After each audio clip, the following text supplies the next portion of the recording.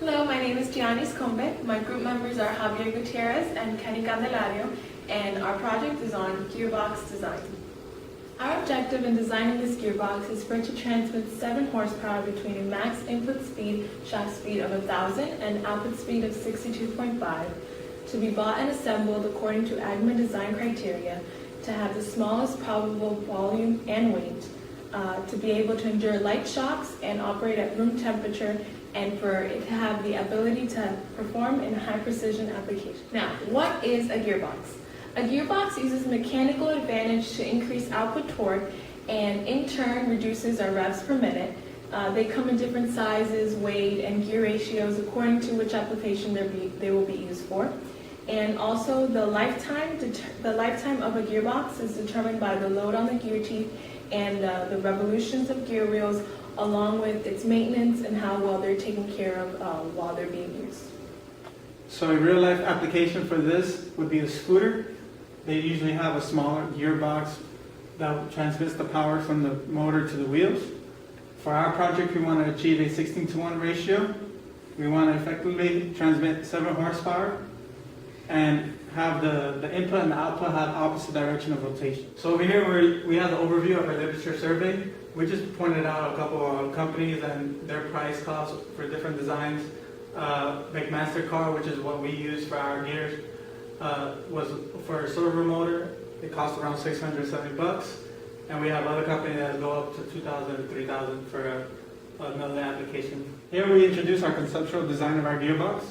These are 2 asymmetric views, one showing the front and the back. This is the input shaft and the output shaft. This gearbox includes 1 12-teeth gear, 2 24-teeth gear, and 3 48-teeth gear. As you can see, it's a linear and parallel orientation, and with this we effectively reduce our gear ratio from 16:1. So over here we introduced the structural design concept behind our gearbox. As you can see on the top left corner, we introduced the AGMA constraint for the bending, and on the top right is for the contact wear. We listed the gears from the output to the input, and gear number 6 being the input and gear number 1 being the output. As you can see, as you reduce the ratio from 16:1, also the bending stress and the contact wear reduce along with it, with the highest bending stress being around 400 kilo psi and the lowest being 8,000 psi, and for the contact wear roughly 200,000 psi and the lower end being 1,700 psi.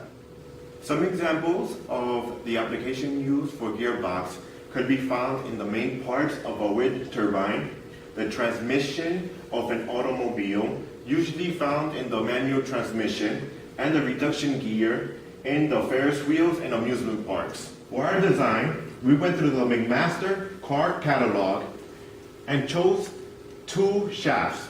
One shaft was a 3/8 and the other one was a 1/4 steel.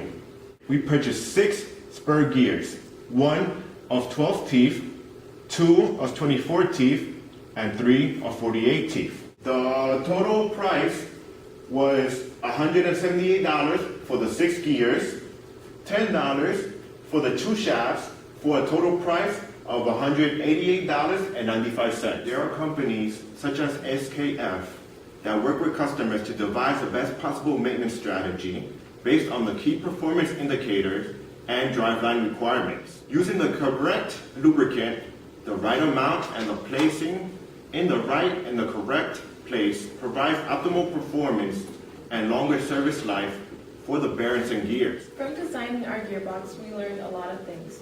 First of all, the cost of a project is extremely important.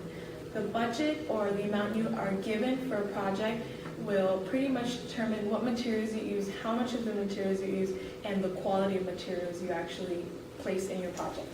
The importance of the selection of materials and gears is very vital because depending on the calculations you get from your bending stress, contact wear, yield strength, those will all determine if the materials that you actually purchase or are going to purchase are actually good for your project.